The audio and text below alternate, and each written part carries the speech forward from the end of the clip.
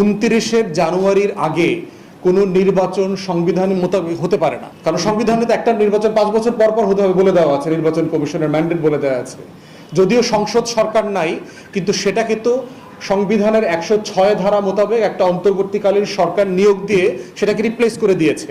তাহলে আমরা যারা ফেব্রুয়ারিতে, এপ্রিলে, জুনে নির্বাচন চাচ্ছি অথবা অন্তর্বর্তীকালীন সরকার দিচ্ছে, সেটা কিসের ভিত্তিতে হবে? ঘোষণাপত্রটা যথেষ্ট দায়সারা গোছের মনে হয়েছে একটা দুইটা পার্টিকুলার দলকে খুশি করবার একটা আকাঙ্ক্ষা এখানে ছিল, তাদের ডমিনেন্ট ন্যারেটিভকে সেখানে অন্তর্ভুক্ত করা, এবং আওয়ামী যে ঐতিহাসিক ইতিহাসের ভ্রষ্টাচার যেটা ছিল, যে ইতিহাসকে দিল্লির চোখ দিয়ে দেখার এবং 71কে ব্যাখ্যা করবার যে প্রয়াস, যেটা নিয়ে আমরা বারবার মুক্তিযুদ্ধ ব্যবসার কথা বলেছি, সেই ব্যবসা থেকে এই ঘোষণাপত্র ত্রুটিমুক্ত হতে পারে নাই।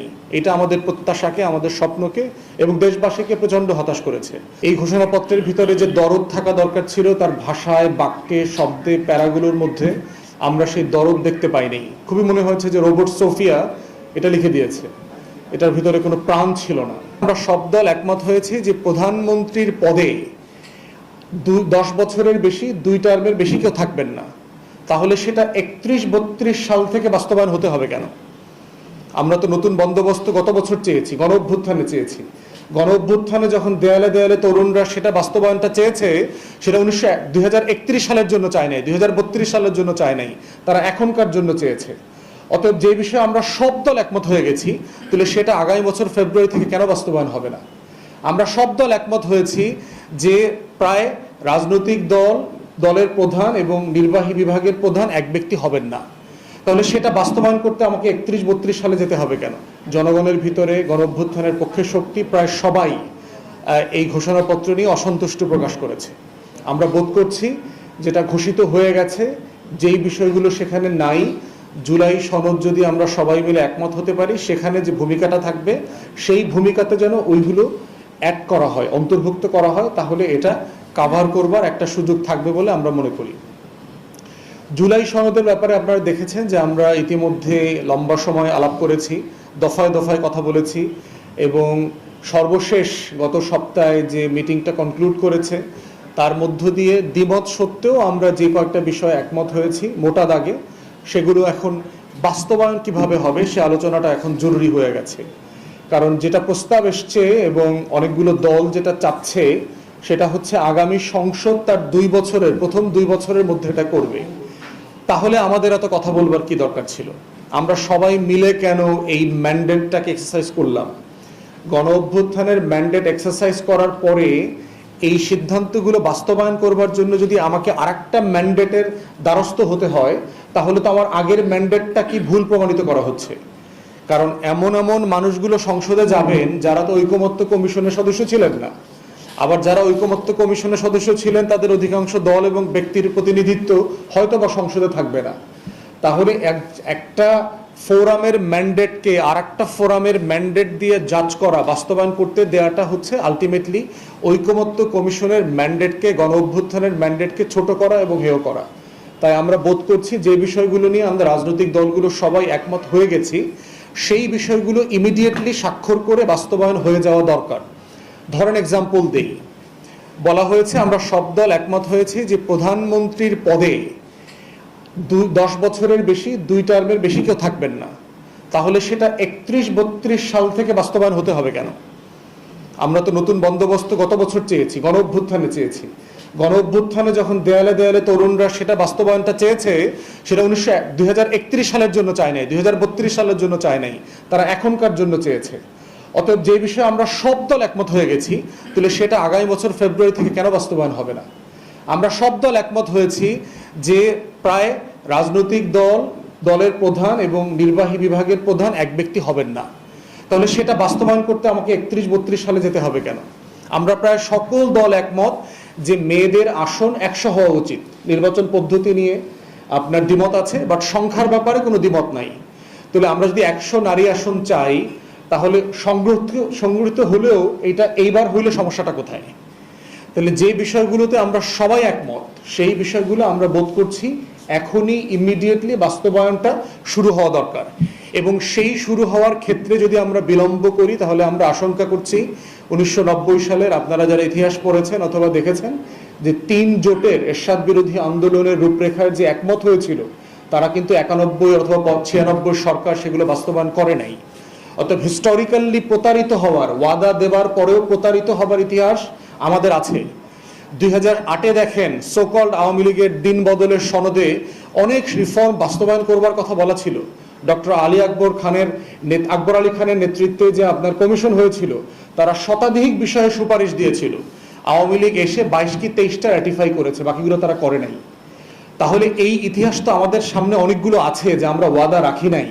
আমরা 71-এর মুক্তির লড়াইতে যে গণতান্ত্রিক বাংলাদেশ করবার ওয়াদা ছিল, সেই ওয়াদা তো আমরা রাখি নাই। এই সোনার বাংলার রাজনীতিবিদরাই তো বাকশাল করেছেন, চতুর্থ সংশোধনী দিয়ে সকল গণতন্ত্র, রল, পত্রিকা নিষিদ্ধ করেছেন। এই সোনার বাংলাতেই তো সামরিক শাসন জারি করে দিল্লির মসনদকে পাকাপোক্ত করা হয়েছে। অতএব সেই জায়গাতে আমরা ঐতিহাসিক অভিজ্ঞতা থেকে বলছি, যেই বিষয়গুলো নিয়ে সনদে সবাই একমত হয়ে গেছেন, সেটা স্বাক্ষরিত হবার জন্য যেই শর্ত এখনো বাদ আছে আলোচনা, সেটা হচ্ছে বাস্তবায়নের সময় এবং পদ্ধতি। আমরা বোধ করছি অন্তর্বর্তীকালীন সরকার একটা প্রোক্লামেশন জারি করে এটার ইমিডিয়েটলি বাস্তবায়ন করবার উদ্যোগ নিতে পারে। আর এটার এই সনদের একটা স্ট্যাটাসও দিতে হবে, আইনি মর্যাদা দিতে হবে। কারণ আমরা এখন আগের সংবিধান মোতাবেক সবাই কিন্তু রাষ্ট্রদ্রোহিতার মামলার আসামি। আগের হাসিনার আমলের সংবিধানের 7-এর ক মোতাবেক এই ঐকমত্য কমিশনে যারা যারা বসছেন সবাই রাষ্ট্রদ্রোহিতার আসামি, এবং আমরা সবাই মৃত্যুদণ্ড প্রাপ্ত আসামি। অতএব সেই বাস্তবতায় এই সংবিধান যদি সাসপেন্ড না করা হয়, এই জুলাই সনদের ভিত্তিতে যদি নির্বাচন না হয়, তাহলে নির্বাচনটার বৈধতা নিয়েও কিন্তু প্রশ্ন উঠবে। কারণ 24 জানুয়ারিতে একটা নির্বাচন হয়েছে, 29 জানুয়ারির আগে কোনো নির্বাচন সংবিধান মোতাবেক হতে পারে না। কারণ সংবিধানে তো একটা নির্বাচন 5 বছর পর পর হতে হবে বলে দেওয়া আছে, নির্বাচন কমিশনের ম্যান্ডেট বলে দেওয়া আছে। যদিও সংসদ সরকার নাই, কিন্তু সেটাকে তো সংবিধানের 106 ধারা মোতাবেক একটা অন্তর্বর্তীকালীন সরকার নিয়োগ দিয়ে সেটাকে রিপ্লেস করে দিয়েছে। তাহলে আমরা যারা ফেব্রুয়ারিতে, এপ্রিলে, জুনে নির্বাচন চাচ্ছি অথবা অন্তর্বর্তীকালীন সরকার দিচ্ছে, সেটা কিসের ভিত্তিতে হবে? অতএব এই নির্বাচনটা জুলাই সনদের অধীনে হতে হবে, এবং এই জুলাই সনদের একটা আইনি ভিত্তি থাকতে হবে যে এটাকে ভিত্তি করেই সংবিধান যতটুকু থাকবে অতটুকু থাকবে, এটার সাথে যেটা যাবে না সংবিধানের সেই ধারাগুলো বাতিল হয়ে যাবে অথবা সাসপেন্ডেড হয়ে যাবে। নেক্সট পার্লামেন্ট সেটা ডিসাইড করবে কি হবে না হবে।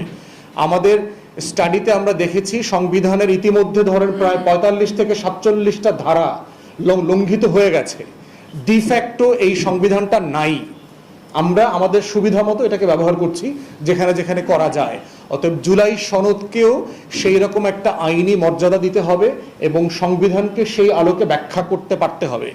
এই বাস্তবতাগুলো যদি আমরা মেনে না নেই, তাহলে জুলাই সনদে স্বাক্ষর করা, অংশগ্রহণ করা অনেক দল একসময় নিষিদ্ধ হয়ে যাওয়ার মতো আইনি ভিত্তি তৈরি হবে।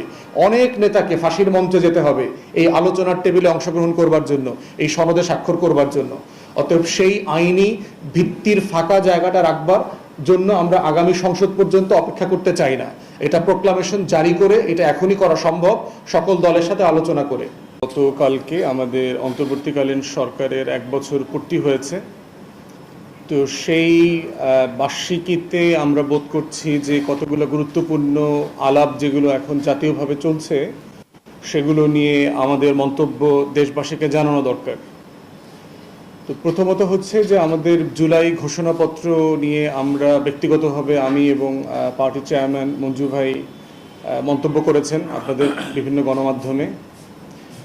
জুলাই ঘোষণাপত্র নিয়ে আমাদের পজিশন হচ্ছে, ঘোষণাপত্রকে আমরা স্বাগত জানাই এবং ইট ওয়াজ এ লং ওভারডিউ।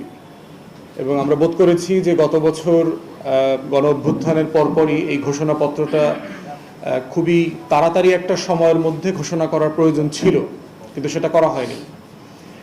এর আগেও প্রধান উপদেষ্টার উপস্থিতিতে এটার প্রথম যে খসড়া ছিল সেটা নিয়ে আমরা কথা বলেছি, আমাদের মতামত দিয়েছিলাম। যদিও চূড়ান্ত খসড়াতে পড়বার আগে 3টা দল ছাড়া বাকিদের সাথে কোনো মতামত নেওয়ার আর চেষ্টা করা হয়নি।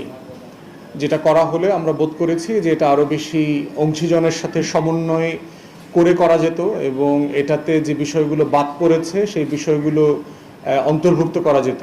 আমরা বারবার বলেছি যে একটা ঘোষণাপত্রে আওয়ামী বয়ান দিয়ে শুরু করার মধ্য দিয়ে যেটা করা হচ্ছে 24কে খাটো করবার একটা প্রয়াস আমরা দেখেছি। আমাদের শত শত বছরের যে লড়াই, আজাদির আন্দোলন, এই জিনিসগুলো যেখানে অন্তর্ভুক্ত করা যেত সেগুলো এখানে করা হয়নি। কেন 24-এর গণ অভ্যুত্থানটা হয়েছে, 16 বছরে এমন কি কি ঘটনা ঘটেছে, কেন জনগণ ক্ষোভে ফেটে পড়েছে, এই বিষয়গুলো এখানে পর্যাপ্তভাবে আসে নাই। এই ঘোষণাপত্রের ভিতরে যে দরদ থাকা দরকার ছিল, তার ভাষায়, বাক্যে, শব্দে, প্যারাগুলোর মধ্যে আমরা সেই দরদ দেখতে পাইনি। খুবই মনে হয়েছে যে রোবট সোফিয়া এটা লিখে দিয়েছে, এটার ভিতরে কোনো প্রাণ ছিল না। এবং আরেকটা গুরুত্বপূর্ণ বিষয় যেটা হচ্ছে ঘোষণাপত্রের বিষয়ে, সেটা হচ্ছে যে ঘোষণাপত্রের চরিত্র হচ্ছে যে আপনি যখন এটার বেইস তৈরি করবেন, পরবর্তী আপনার স্বপ্নটা ওখানে বলবেন, আকাঙ্ক্ষাটা বলবেন, আমরা আসলে কি করতে যাচ্ছি। তো এই যে ঐক্যমত্য কমিশনে আমাদের সপ্তাহ পর সপ্তাহ আলোচনা হচ্ছে, সংস্কার কমিশনগুলো রিপোর্ট দিয়েছে, এই যে জুলাই সনদ নিয়ে কথা বলছি, সেটার সাথে এটাকে কোনোভাবে ট্যাগ করা হয়নি, কানেক্ট করা হয়নি যে এই স্বপ্নগুলোকে বাস্তবায়ন করবার জন্য আসলে আগামী সময়গুলোতে, বছরগুলোতে আমরা কি করছি, কি করব।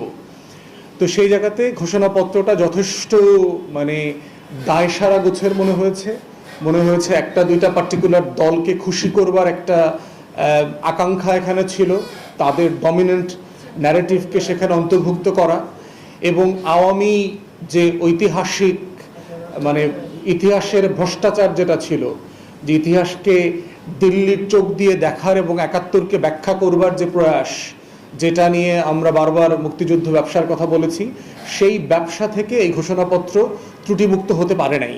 এটা আমাদের প্রত্যাশাকে, আমাদের স্বপ্নকে এবং দেশবাসীকে প্রচণ্ড হতাশ করেছে। আপনারা যারা অনলাইনে দেখেছেন,